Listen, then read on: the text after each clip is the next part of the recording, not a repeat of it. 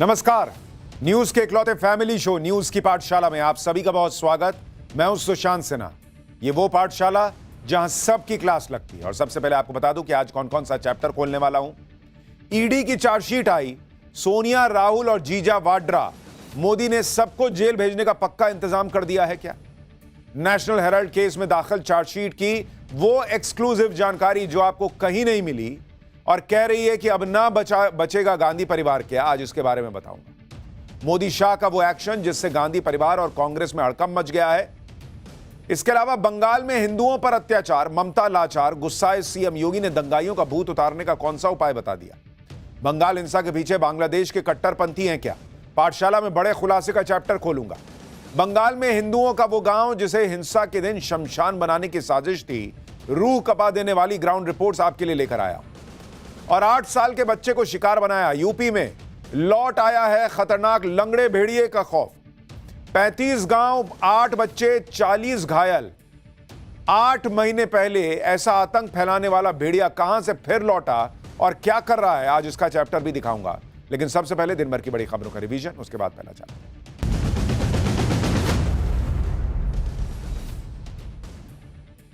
Supreme court कल वक्फ कानून की संवैधानिक वैधता पर सुनवाई करेगा।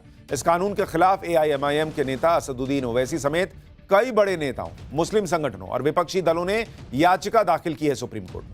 चीफ जस्टिस संजीव खन्ना की अध्यक्षता में 3 जजेस की बेंच इस मामले में 10 याचिकाओं पर सुनवाई करेगी। सुप्रीम कोर्ट को यह तय करना है कि नया वक्फ कानून संविधान के अनुच्छेद 25 और 26 का उल्लंघन करता है या नहीं, जो धार्मिक स्वतंत्रता की गारंटी देते हैं।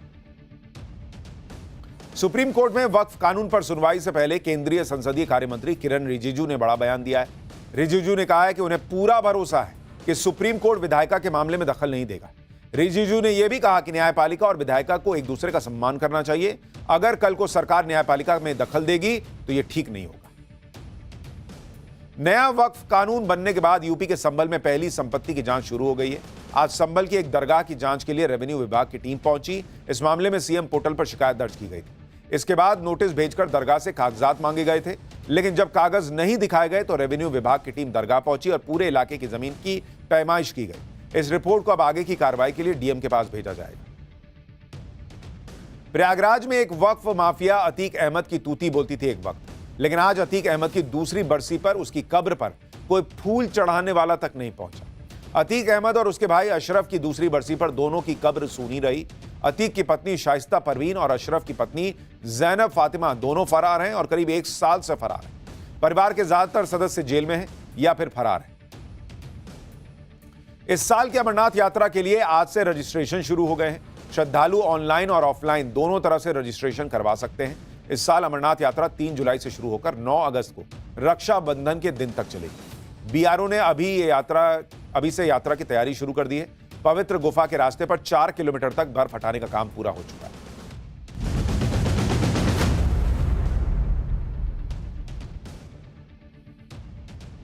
तो ये हो गया दिन भर का रिवीजन। अब पाठशाला की पहली क्लास। ईडी की चार्जशीट आई, सोनिया, राहुल और जीजा वाड्रा। मोदी ने सबको जेल भेजने का पक्का इंतजाम कर दिया है क्या?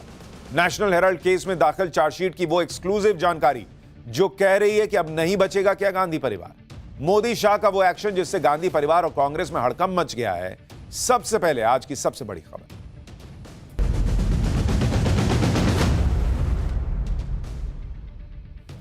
देश को लूटने वालों का हिसाब होगा और पाई पाई लौटानी होगी। आपको याद होगा नरेंद्र मोदी ने बतौर प्रधानमंत्री यह वादा देश से कर रखा है और अब नरेंद्र मोदी इस वादे को पूरा करने के लिए उस दिशा में बढ़ चुके हैं जिसने देश में राजनीतिक भूचाल ला दिया है। पाठशाला की शुरुआत आज उस खबर से जो आने वाले कुछ दिनों में राजनीति में भयंकर हड़कंप मचा देने वाली है। सबसे पहले आपको यह बहुत बड़ी खबर बता देता हूं। नेशनल हेराल्ड केस में सोनिया गांधी और राहुल गांधी के खिलाफ ईडी ने पहली चार्जशीट दाखिल कर दी है कोर्ट में। चार्जशीट में सोनिया गांधी को आरोपी नंबर 1 बनाया गया है और राहुल गांधी को आरोपी नंबर 2 बनाया है ईडी ने। नेशनल हेराल्ड केस में मनी लॉन्ड्रिंग से जुड़े मामले में ईडी ने यह चार्जशीट दाखिल की है। ईडी की चार्जशीट पर अब कोर्ट 25 अप्रैल को सुनवाई करेगा। इस चार्जशीट में कांग्रेस नेता और राहुल गांधी के सियासी गुरु माने जाने वाले सैम पित्रोदा का भी नाम शामिल है। जैसे ही यह खबर आई कि ईडी ने अपनी चार्जशीट में सोनिया गांधी और राहुल गांधी को आरोपी बनाया है, वैसे ही पूरा इकोसिस्टम एक्टिव हो गया। इधर ईडी का एक्शन हुआ, उधर नरेंद्र मोदी के राज में संविधान खतरे में है, देश खतरे में है, विपक्ष की ईडी सीबीआई से डराया जा रहा है। ये सारे पुराने नैरेटिव फिर से बाहर आ गए। नेशनल हेराल्ड केस में सोनिया गांधी और राहुल गांधी का नाम आने के बाद से कैसे सियासी बवाल मच गया है। क्या सोनिया गांधी और राहुल गांधी को अब जेल जाना ही होगा? जीजा रॉबर्ट वाड्रा से ईडी ने क्या पूछताछ की है घंटों? क्या प्रियंका के पति रॉबर्ट वाड्रा का भी नंबर लगने वाला है? क्या पूरा गांधी परिवार जेल चला जाएगा? ईडी की चार्जशीट में ऐसा क्या लिखा है? आज आपके लिए पाठशाला में वो एक्सक्लूसिव जानकारी लाया हूं जो आपको कहीं और नहीं मिलेगी। कैसे 50 लाख रुपए से 5,000 करोड़ बनाने की पूरी कहानी ईडी ने चार्जशीट में लिख दी है, यह सब बताऊंगा। यानी अभी से यह माहौल बनना शुरू हो गया है कि नरेंद्र मोदी जानबूझकर गांधी परिवार को खत्म करने के लिए सब कर रहे हैं। हालांकि ये तस्वीरें देखिए 19 दिसंबर 2015 की तस्वीरें, जब राहुल गांधी और सोनिया गांधी को पेश होना पड़ा था। 15 के बाद अब 25 में ईडी ने चार्जशीट दाखिल की है। 10 साल लग गए, लेकिन उसके बावजूद आरोप लग रहा है कि यह सब तो पॉलिटिकल वेंडेटा है। अरे पॉलिटिकल वेंडेटा करना होता तो उसी वक्त ईडी चार्जशीट दाखिल कर देती, पूरी जांच की जरूरत ही नहीं होती। यह 2022 की तस्वीर देखिए, 15 में गए, उसके बाद 7 साल बाद इनको पूछताछ के लिए बुलाया गया था और अब जाकर ईडी ने चार्जशीट दाखिल की। नेशनल हेराल्ड केस क्या है जिसमें सोनिया गांधी और राहुल गांधी का नाम आया है, वो आपको बताऊं उससे पहले देखिए कि आज का दिन कैसे गांधी परिवार के लिए मुसीबत भरा रहा है। इधर नेशनल हेराल्ड केस में ईडी ने जो पहली चार्जशीट दाखिल की उसमें सोनिया गांधी और राहुल गांधी का नाम आ गया है। उधर आज दिल्ली में साल 2008 के लैंड डील के मामले में भी ईडी ने नेता विपक्ष राहुल गांधी के जीजाजी रॉबर्ट वाड्रा को समन किया। रॉबर्ट वाड्रा से ईडी ने घंटों पूछताछ की है आज, और सूत्र बता रहे हैं कि ईडी रॉबर्ट वाड्रा से कल फिर पूछताछ कर सकती है। यानी एक ही दिन में, एक ही वक्त में गांधी परिवार पर ईडी का ताबड़तोड़ एक्शन हो गया है और इसलिए पूरा गांधी परिवार और कांग्रेस पार्टी सकते में। ईडी ने सोनिया राहुल के खिलाफ चार्जशीट दाखिल की तो पूरी कांग्रेस भड़क गई है और अभी इस वक्त बड़ी खबर यह आ रही है कि कांग्रेस कल देश भर में विरोध प्रदर्शन करेगी। ईडी की चार्जशीट के खिलाफ कांग्रेस प्रदर्शन करने वाली है। ईडी कार्यालयों के बाहर प्रदर्शन करेगी कांग्रेस। कांग्रेस नेता केसी वेणुगोपाल ने कहा है कि मोदी सरकार विपक्ष के खिलाफ बदले की राजनीति के लिए किसी भी हद तक जा सकती है। लेकिन बहुत बड़ा सवाल यह है कि राहुल गांधी संविधान की कॉपी लहराते हैं। ईडी ने चार्जशीट दाखिल की, कोर्ट सुनवाई करेगी तो प्रदर्शन का क्या मतलब है? चलने दीजिए केस, कोर्ट सुनेगी, आपने कुछ नहीं किया है तो आपको बरी कर देगा। लेकिन ईडी ने चार्जशीट क्या दाखिल की? शायद इन लोगों को गिरफ्तारी का डर सताने लगा है और अभी से कहा जा रहा है कि प्रदर्शन होगा। सुनिए कांग्रेस और इंडी गठबंधन के बाकी नेता क्या कह रहे हैं, फिर आपको इस चार्जशीट की एक्सक्लूसिव जानकारियां बताऊंगा। कांग्रेस पार्टी को नस्तानाबूद करने की मोदी जी की साजिश है। ईडी तो इडियट है, जो मर्जी उसको कराए जा सकते हैं, उसमें हमें कोई परवाह नहीं, कोई फर्क नहीं पड़ते। मोदी जी को और बीजेपी पार्टी को हम डरते नहीं, ईडी सीबीआई से हम डरने वाला नहीं हूँ। इस बात से ये जरूर तय हो जाता है कि भारतीय जनता पार्टी जब जब राजनीतिक रूप से कमजोर होती है तो विपक्ष के नेताओं को अपने पपेट ईडी के माध्यम से हैरेस करने की कोशिश करती है। अब ये भारतीय जनता पार्टी की जो टेक्निक है पुरानी हो गई है। ये दिखा रहा है किस तरह से बदले की भावना से केंद्र की मोदी जी की सरकार काम कर रही है। जांच एजेंसियों के माध्यम से विपक्ष की आवाज़ को दबाने का प्रयास हो रहा है। उनको ये याद रखना चाहिए कि आदरणीय मोदी जी आप सब दिन सत्ता में नहीं रहेंगे। जिस देश में कभी किसी ने सोचा नहीं था कि गांधी परिवार तक जांच पहुंचेगी, गांधी परिवार को पूछताछ के लिए जाना पड़ जाएगा, उस देश में राहुल गांधी और सोनिया गांधी पर चार्जशीट दाखिल हो जाए तो हड़कंप मचना लाजमी है। लेकिन यह नरेंद्र मोदी ने करके दिखाया है। नेशनल हेराल्ड केस में ईडी ने जो चार्जशीट दाखिल की उसमें सोनिया गांधी, राहुल गांधी और सैम पित्रोदा के अलावा भी कुछ नाम है। कुल 7 आरोपी हैं इस चार्जशीट में, जिसमें सोनिया गांधी और राहुल गांधी का नाम टॉप पर है। बॉस, ईडी की चार्जशीट की पहली एक्सक्लूसिव जानकारी आज आपके सामने रखने जा रहा हूं। ईडी सूत्रों के मुताबिक आरोपी नंबर 1 सोनिया गांधी को बनाया गया है, आरोपी नंबर 2 राहुल गांधी को बनाया गया है, आरोपी नंबर 3 सुमन दुबे को बनाया गया है, जो कि पूर्व पत्रकार हैं। सुमन दुबे राजीव गांधी फाउंडेशन के ट्रस्टी हैं। वो राजीव गांधी के प्रधानमंत्री रहते हुए उनके प्रेस एडवाइजर थे। आरोपी नंबर 4 सैम पित्रोदा, उनको बनाया गया है। और इसलिए पब्लिक को समझ में आएगा कि क्यों सैम पित्रोदा बड़ी बड़ी गलतियां भी कर दें तो कांग्रेस पार्टी उन पर एक्शन नहीं ले पाती। कायदे से एक्शन ले तो उनकी वापसी हो जाती है, क्योंकि इस मामले में आरोपी नंबर 4 सैम पित्रोदा है। आरोपी नंबर 5 चार्जशीट में यंग इंडिया कंपनी को बनाया गया है। आरोपी नंबर 6 डोटेक्स मर्चेंडाइज प्राइवेट लिमिटेड, जो एक बंगाल बेस्ड कंपनी है और दावा है कि इसने यंग इंडिया ने इस कंपनी से 1 करोड़ का लोन लिया था। आरोप है कि एक शेल कंपनी है जो इस घोटाले को करने के लिए बनाई गई थी। आरोपी नंबर 7 सुनील भंडारी, जो डोटेक्स मर्चेंडाइज प्राइवेट लिमिटेड के डायरेक्टर थे, उन्हें बनाया गया है। यानी इस पूरे मामले में 7 आरोपी जो हैं वो बनाए गए। आगे आपको ईडी की चार्जशीट की कुछ और बड़ी और एक्सक्लूसिव जानकारियां बताने वाला हूं, लेकिन उससे पहले आपको यह याद दिला दूं कि यह नेशनल हेराल्ड केस क्या है, जिसमें सोनिया गांधी और राहुल गांधी के खिलाफ चार्जशीट दाखिल की गई। अगर नेशनल हेराल्ड केस को एक लाइन में समझना हो तो ऐसे समझिए कि 5,000 करोड़ की संपत्ति को मात्र 50 लाख रुपए में हथियाने का आरोप। दरअसल साल 1937 में नेहरू और उनके कुछ साथियों ने मिलकर एसोसिएट जर्नल लिमिटेड नाम की कंपनी बनाई। यह कंपनी नेशनल हेराल्ड नाम से अखबार प्रकाशित करती थी, इसलिए कई शहरों में सस्ते दाम पर इसे जमीनें मिल गई। 2008 में जब नेशनल हेराल्ड छापने वाली कंपनी एजेएल कर्ज में डूब गई तो डूबने से पहले तक कांग्रेस पार्टी एजेएल को 90 करोड़ रुपए का कर्ज बिना ब्याज के दे चुकी थी। लेकिन इस कर्ज पर सवाल इसलिए उठे क्योंकि यह कर्ज देने के बाद अचानक यंग इंडियन नाम की एक कंपनी का चैप्टर खुला।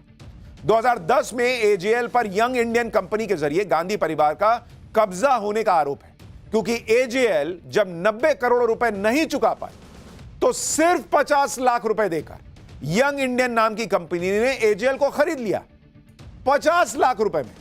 बाजार भाव के हिसाब से आज की तारीख में एजेएल की संपत्ति की कीमत ईडी चार्जशीट में कह रही है कि करीब 5,000 करोड़ रुपए।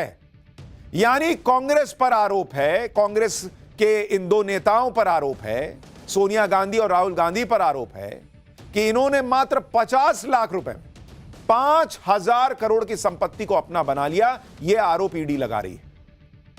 लेकिन इस पूरे मामले में सबसे ज्यादा सवाल सोनिया गांधी और राहुल गांधी पर इसलिए भी उठ रहे हैं क्योंकि ईडी की चार्जशीट के मुताबिक, अगर आप देखेंगे, ईडी की चार्जशीट यह दावा कर रही है, जो सूत्र हमें बता रहे हैं, कि जो यंग इंडियन कंपनी बनी, जिसने एजेएल को अपने नाम कर लिया बाद में, यंग इंडियन कंपनी, यह शुरू कब हुई? 2010 में। अचानक से 2010 में शुरू होती है। और इसमें किसके कितने शेयर हैं? अगर इसमें आप शेयर देखेंगे, सोनिया और राहुल गांधी, इस कंपनी में इन दोनों के शेयर जो हैं वो 76% है बॉस, 76% यंग इंडियन कंपनी के अंदर। और जो बाकी के 24% है, बाकी 24% शेयर, उसमें सिर्फ 2 लोगों का नाम है। एक मोतीलाल वोरा,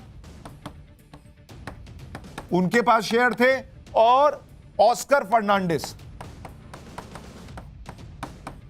फर्नांडिस, यानी 4 लोगों के पास मिलाकर पूरी यंग इंडियन कंपनी के सारे शेयर, और उसमें भी 76% राहुल गांधी और सोनिया गांधी के पास।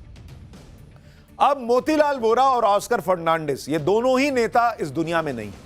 यानी अब इस कंपनी पर गांधी परिवार का एक तरह से एकाधिकार है।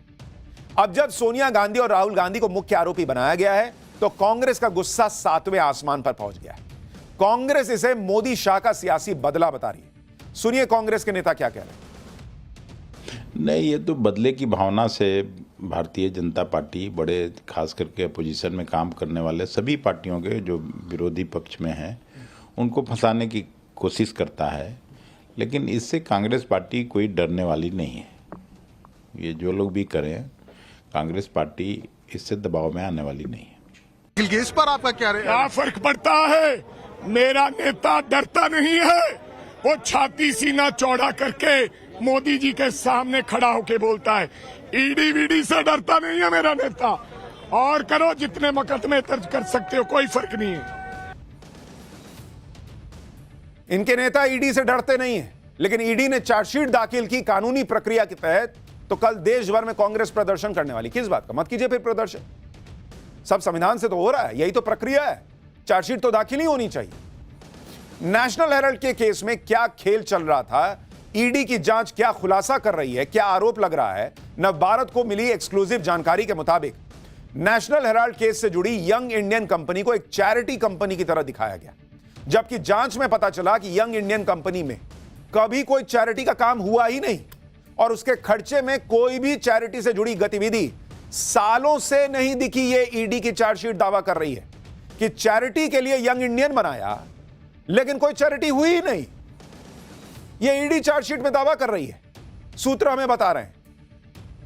यानी फिर आरोप यह लग रहा है कि यंग इंडियन अगर चैरिटी के लिए बनी थी, चैरिटी नहीं कर रही थी, तो क्या सिर्फ एजेएल को लेने के लिए बनी थी? क्या 5,000 करोड़ की संपत्ति हथियाने के लिए बनी थी? क्या यह सवाल नहीं पूछा जाएगा? दरअसल चैरिटी कंपनियों को कमाई पर टैक्स में छूट मिलती है। इस मामले में ईडी और इनकम टैक्स ने अपनी जांच में यह भी पाया है कि 414 करोड़ से ज्यादा की टैक्स की चोरी हुई। इसके लिए अवैध तरीके से संपत्ति की हेराफेरी की गई। आरोप लग रहा है कि यह सब करने में सोनिया गांधी, राहुल गांधी और अन्य आरोपी भी शामिल थे। यह भी ईडी दावा कर रही है, ईडी के सोर्सेज दावा कर रहे हैं। अब यह भी समझिए कि सालों से दबा हुआ नेशनल हेराल्ड केस किस तरह पब्लिक के सामने उजागर हुआ और बाद में ईडी को जांच शुरू करनी पड़ी। दरअसल साल 2013 में सुब्रमण्यम स्वामी की शिकायत के आधार पर नेशनल हेराल्ड के मामले में राहुल गांधी और सोनिया गांधी के खिलाफ केस दर्ज हुआ था। यानी नरेंद्र मोदी ने यह केस नहीं दर्ज कराया था। इसके कुछ महीने बाद जून 2014 में अदालत ने सोनिया और राहुल गांधी को अदालत में समन किया, लेकिन दिसंबर 2015 में पटियाला हाउस कोर्ट ने सोनिया गांधी और राहुल गांधी समेत दूसरे आरोपियों को नियमित जमानत दे दी। 2016 में कांग्रेस पार्टी सुप्रीम कोर्ट पहुंची और कार्रवाई रद्द करने की अपील की, लेकिन सुप्रीम कोर्ट ने इनकार कर दिया। जून 2022 में सोनिया गांधी और राहुल गांधी को ईडी ने हाजिर होने का नोटिस भेजा था और उनसे पूछताछ भी की थी। राहुल गांधी और सोनिया गांधी के खिलाफ ईडी ने जिस केस में चार्जशीट सबमिट की है, उस केस को सुब्रमण्यम स्वामी ने दाखिल किया। ईडी की चार्जशीट पर वो सुब्रमण्यम स्वामी क्या कह रहे हैं वो भी आपको बताता हूं। उन्होंने ट्वीट किया और लिखा कि ईडी को पहले ही सोनिया और राहुल गांधी को गिरफ्तार कर लेना चाहिए, क्योंकि पीएमएलए की धारा 19 के मुताबिक पहले अभियुक्तों यानी सोनिया, राहुल और सैम पित्रोदा को गिरफ्तार किया जाना चाहिए। क्या सोनिया राहुल की गिरफ्तारी पीएम मोदी ने रोकी थी? अगर ऐसा है तो पीएम मोदी को भी गिरफ्तार किया जाना चाहिए।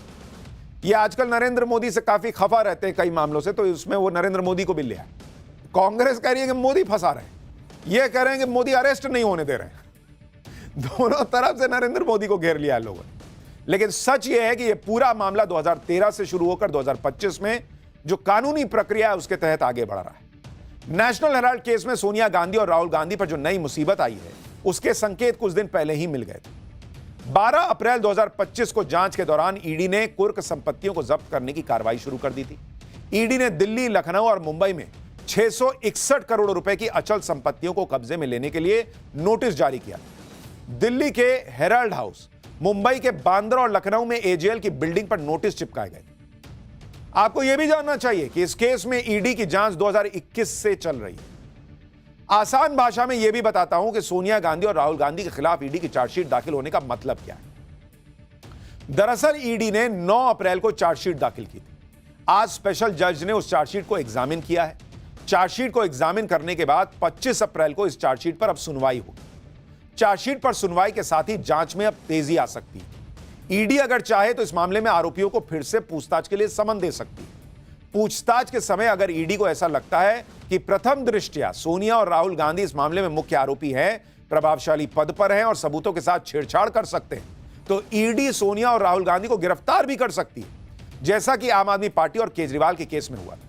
पूछताछ में नए खुलासे हुए या अन्य सुराग मिलने के केस में नेशनल हेराल्ड की दूसरी संपत्तियां भी जब्त हो सकती हैं। यानी कांग्रेस पार्टी इसीलिए परेशान है कि एक तो अब मामला तेजी से कोर्ट में आगे बढ़ेगा और दूसरा, कहीं कोर्ट ने ही कह दिया कि भाई प्रथम दृष्टया मामला लग रहा है तो ईडी ने गिरफ्तार कर लिया, तो गिरफ्तारी तक भी मामला जा सकता है।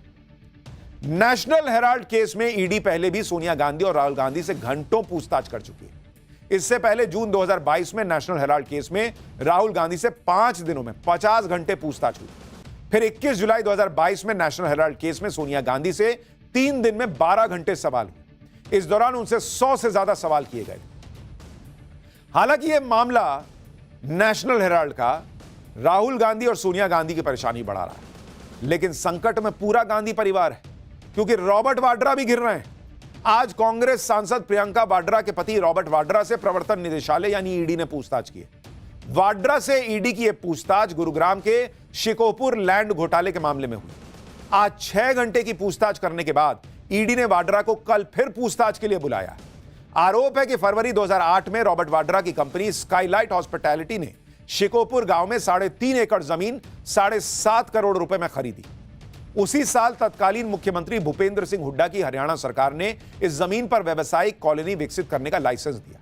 इसके बाद कॉलोनी बनाने की जगह स्काईलाइट कंपनी ने इस जमीन को डीएलएफ को 58 करोड़ रुपए में बेच दिया, जिससे लगभग 50 करोड़ रुपए का मुनाफा हो गया। इसी केस में ईडी ने मनी लॉन्ड्रिंग का केस दर्ज किया था, जिसकी जांच में पूछताछ के लिए रॉबर्ट वाड्रा को ईडी ने समन भेजा था। रॉबर्ट वाड्रा ने आरोप लगाया है कि उनसे ईडी की यह पूछताछ राजनीतिक मंशा से हो रही है। एक बार सुनिए रॉबर्ट वाड्रा को। Totally misuse of the agencies. I speak for the minorities. I speak for the people of the country, and they misuse the agencies and try and quiet me down, stop me. Rahul in the Parliament, and they stop me on the ground. Yeah. Are you dubbing it as a political conspiracy? 100%. 100. Everybody knows. Everybody knows. यानी गांधी परिवार के लिए संकट बढ़ सकता है, क्योंकि ED ने जिस तरीके से आरोपी नंबर 1 सोनिया गांधी को बना दिया है, आरोपी नंबर 2 राहुल गांधी को बना दिया है, और चार्जशीट दाखिल होने का मतलब है कि अब यह पूरा मामला तेजी से आगे बढ़ेगा।